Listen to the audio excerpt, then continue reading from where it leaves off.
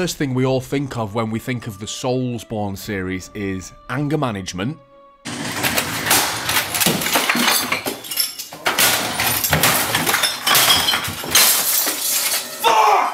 cognitive behavioural therapy sessions,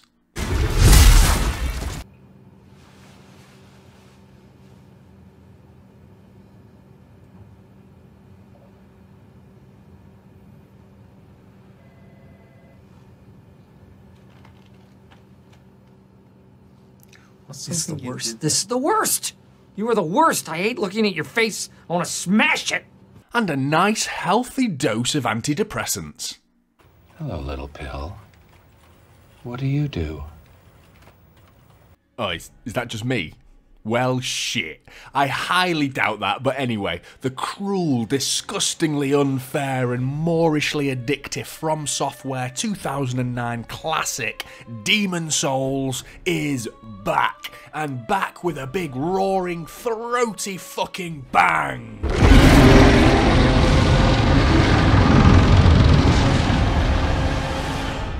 Exclusively for the PS5, Bluepoint, who are the devs behind the stunning remake of Shadow of the Colossus, have sunk their beautifully talented claws into Demon Souls and produced an absolute visual masterpiece. It's a one-for-one remake with the finer details within the gameplay being tweaked here and there, which I'll get into shortly, but the first unavoidable topic is the sheer beauty of this game. For a game that's known for its bleak, dreary colour palette choices, I'm not even going to hesitate to say that this is hands down the best looking game I've ever experienced. The incredible lighting from the rare but welcome rays of sunshine peering over the distant hills, or the external light bursting its way through the window panes of a frigid and forbidding castle hallway and bouncing off the saturated stone walls. This game looks gorgeous. The level of detail and care that Bluepoint have poured into this remake is abundantly clear from the second, and I mean second, I fired up the game. The fire effects, the ripples in a puddle you've just stepped in, and the facial animations, to name a few incredible details. They've truly embraced the PS5 and used all of its technical prowess to muster up the best looking game I have ever played. The performance mode is an upscaled 1440p with 60 FPS, so this isn't even 4K.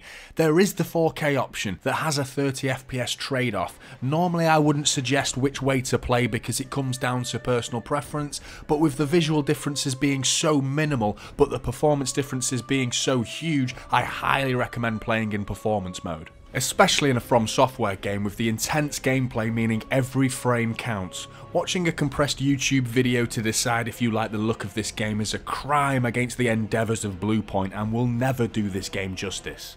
It's been my first case of sampling 3D audio too, and what an unbelievable showcase it's been. Even without headphones, the audio production in this remake is goosebump material. Listening with the headphones though really takes it to another level. The deep whoosh of an axe soaring through the air to be greeted by a flesh-piercing crunch, the deep and unnerving breath of an enemy lurking around the corner, or the echoes of rocks and rubble crashing in the dirt of the claustrophobic stone-fanged tunnels. They've opted to re-record some voices with some of the same actors and some new.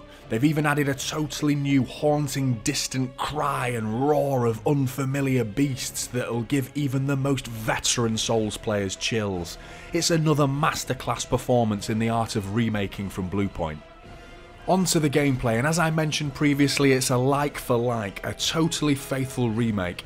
Now some might criticise this because they've even kept the minimal flaws that were found in the original too. I think they were in a no-win situation really, and played the safer bet by keeping this remake so faithful to the original, because some might suggest it's a missed opportunity to fix those little issues that we saw fixed in the Dark Souls games which followed. Some might say that that's part of the original's charms and removing that would detract from the game. Personally, I would have liked to see some changes, albeit small ones. I don't think the level design was anywhere near as good as From Software achieved in the Dark Souls and Bloodborne games. Far too infrequent checkpoints that were never an enjoyable part of the grind because nobody in their right mind actually defeats all the enemies that were in the path between you and the next boss over and over and over. You just leg it past them, right? This is still part of the later games in the Souls series, but the length of the journey from the last checkpoint to the next boss was way too big in Demon's Souls, and maybe, just maybe, they could have added a sneaky little shortcut or even a checkpoint outside one of the walls of fog. Yeah, that last suggestion might be asking for a bit too much, but it's still a noticeably bigger journey back to the boss than in the latest FromSoft games.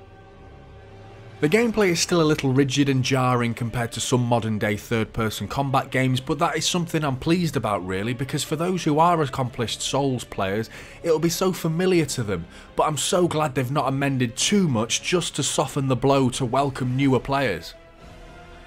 They've added some smaller convenient improvements on the original, like weapon and shield degradation bars. The next quick access item in your inventory is now visible in-game. They've tidied up the menus and they've sneakily added the option to pause, which is kind of a jib because it's actually photo mode, but if you map it to a button, hey, you can finally pause a Souls game! We still have immensely deep character customization with challenging combat, the don't die twice mechanic, and boss battles of epic proportions, and I'll be keeping those boss spoilers to a minimum in this review. They have added the ability to dodge roll in all directions and ever so slightly tightens up the combat, but pretty much all of the original's combat mechanics are still here. For those who've been intimidated by Souls games in the past and are tempted by the sheer beauty of this remake, if I can learn the mechanics, then so can you. Yes, it's hard, but there's no game out there that'll leave your controller dripping in sweat as you afford yourself that precious split-second glance at your health bar to see if you're one strike away from death and the grueling walk of shame back to the boss awaits you. But so is the boss's health. One more death-defying body roll under a swooping blade, followed up by the final blow to achieve that ever-elusive, hard-earned victory.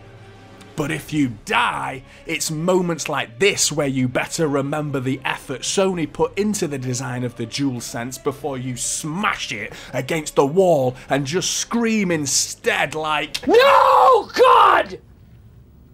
No, God, please, no! No! No! No! However, if you show enough patience and precision to finally beat that boss, it'll leave you feeling like...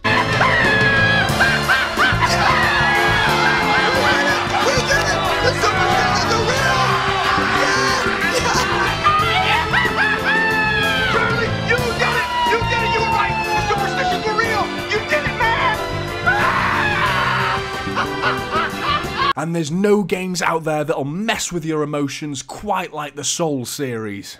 Fucking hell, calm down, man. Anyway, that feeling is still as strong as ever, and for anyone who hasn't experienced Demon's Souls yet, I wanted to keep certain elements of the game out of this review because I'd be robbing you of an experience like no other, especially if you were to go into this game blind, which I highly recommend. There's a plethora of information out there to be found on wiki pages discussing the deep and slightly convoluted systems at play here, like the world and character tendency system and all the statistical information on each weapon and piece of armour. It can all be a little daunting on the face of it, but you'll soon get to grips with it, and once you do, you will be hooked. I did suffer a couple of random crashes whilst playing, which could be down to the console rather than the game itself, but in a game like this, it can drive you insane.